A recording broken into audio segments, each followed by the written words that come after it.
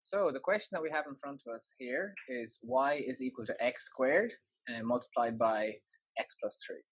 So we're asked to find the curve, show that this curve has one point of inflection, identify and classify any other turning points, and then sketch the curve.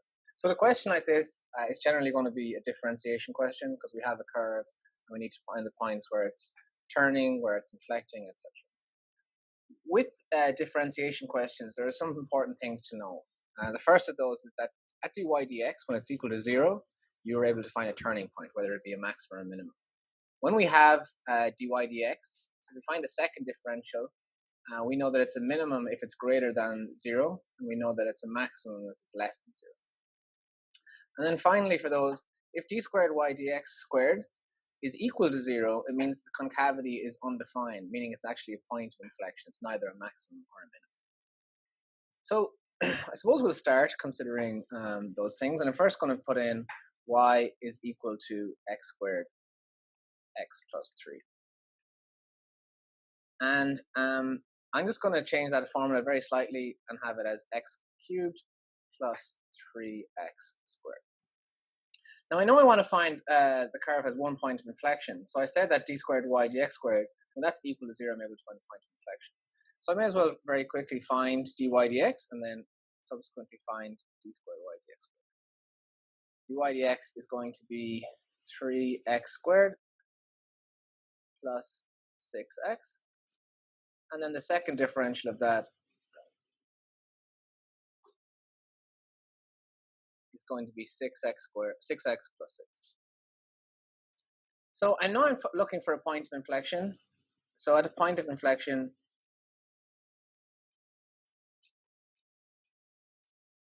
d squared y dx squared is going to be equal to 0. Or 6x plus 6 is equal to 0. Or x is equal to minus 1. Now I can find the actual point of that by subbing minus 1 into the equation for y. So it would be minus 1 plus 3. So y would just be, so my point then would be minus 2. Minus 1 and 2. And I also know that I need to find minus 1 and 2.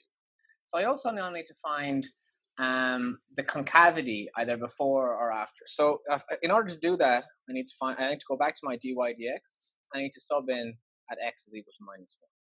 So dy dx at x is equal to minus 1 is going to be 3 times minus 1 to be squared plus 6 times minus 1, which is equal to 3 minus 6, which is equal to minus 3. So subbing back in what that graph is going to look like, you could very easily find y is equal to x squared, x minus 3 by basically subbing in for values of x is equal to minus 2, x is equal to minus 1, 0, 1, 2, etc. And you'll get something like this. But I want to find out whether at the point of inflection, I know my inflection point is minus 1 and 2. I know my dy dx is equal to minus 3, so dy dx is less than 0. Meaning it's going to be concave before, convex after. If this dy dx was the other way around, say it was equal to 3, it would be convex before and concave after. We're also in part B, then we're asked to identify and classify any other turning points. Point A is already done. So we're asked to identify other turning points. So I know that dy squared, or dy dx is equal to 0 for turning points. So dy dx is equal to 0.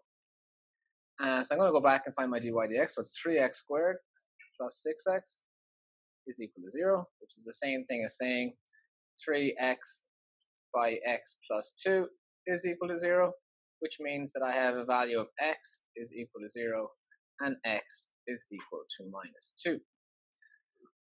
So if I wanted to find out my 2 points, that point is going to be, one of my points is going to be 0 and 0, and my other point is going to be minus 2 and 4. And I can get those y values by subbing back in for y here. And then finally, I need to find out whether they're going to be maximums or minimums. So I'm going to find out when x is equal to 0 and when x is equal to minus 2 based on my d squared y dx squared. So